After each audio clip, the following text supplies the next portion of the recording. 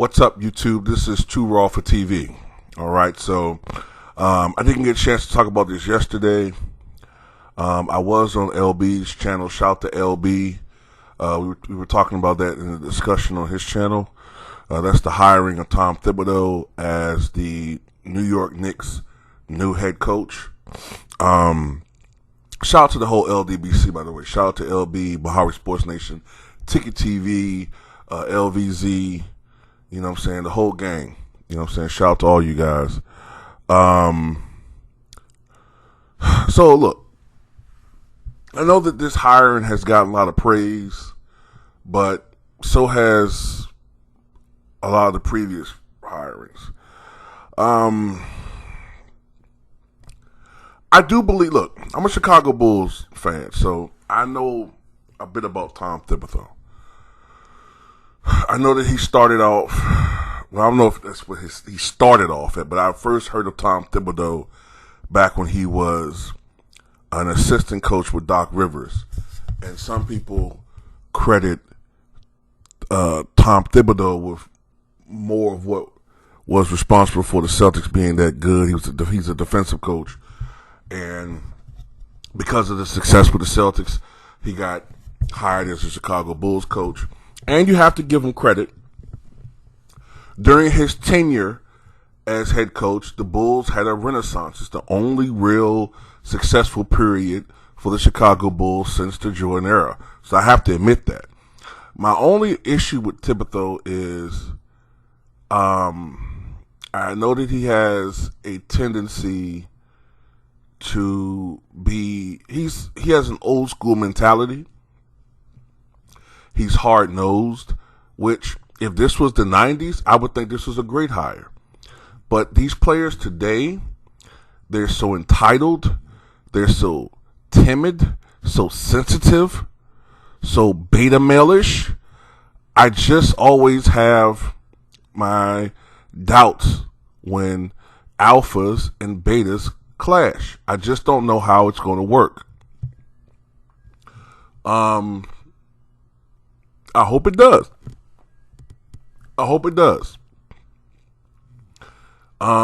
It didn't really work with Minnesota.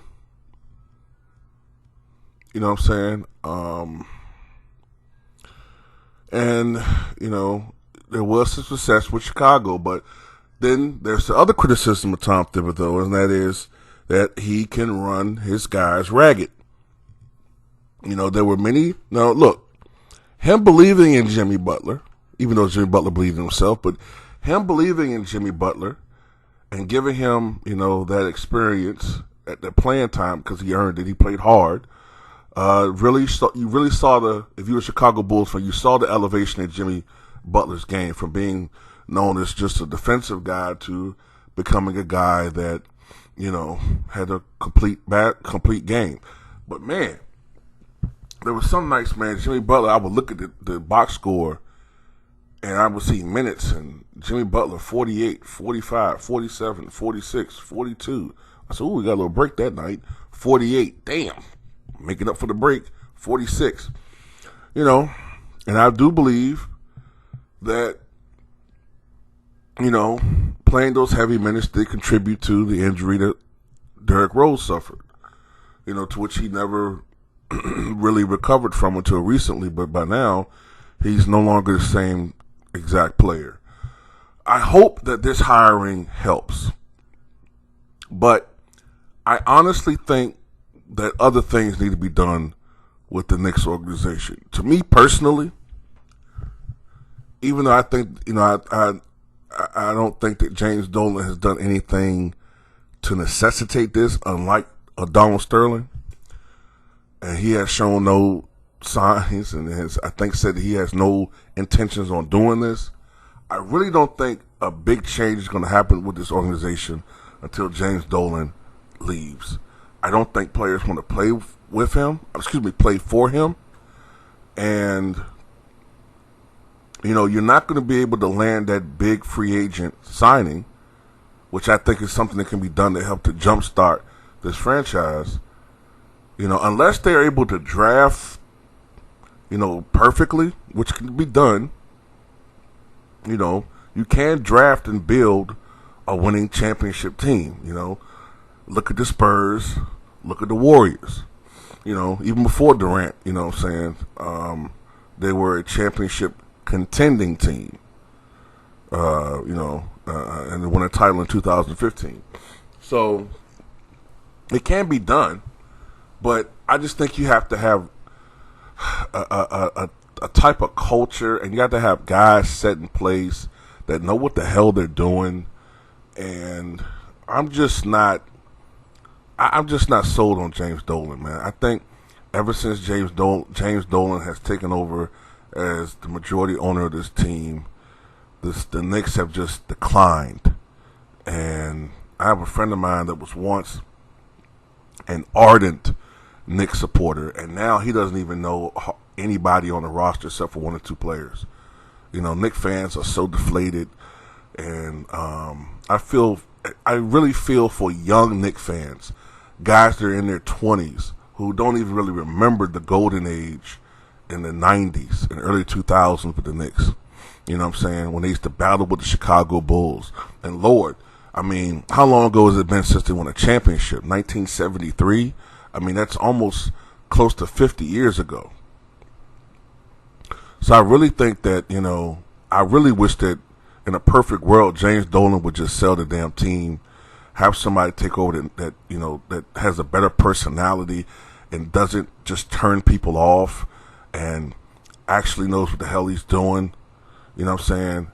And, look, if you're a player,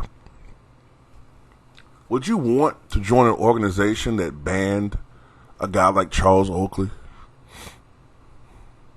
A guy that was a fan favorite of the Knicks? If he could do that to Charles Oakley and disrespect other Knicks legends and cause all this animus between former players that were comrades in arms, why would you want to play for a guy like that? So I think they need to get rid of him and, shore up that front office and, have some players, a mix of veterans and, some young guys that really want to play and can really listen to direction and maybe they can do something. Maybe they can build on something, and the New York Knicks can rise again as a formidable franchise. But at the end of the day, I hope the best. But in all honesty, I think the best hire would have obviously been Mark Jackson. But as we all know, Mark Jackson has been blackballed or, whiteballed, whatever the term you want to use, by the NBA because of, something that he supposedly said, that's part of his religious beliefs. So that's most likely why he's been, blackballed or whiteballed. But Mark Jackson, I think, would be the perfect coach because Mark Jackson has shown, like he did in Golden State, that he can build a team.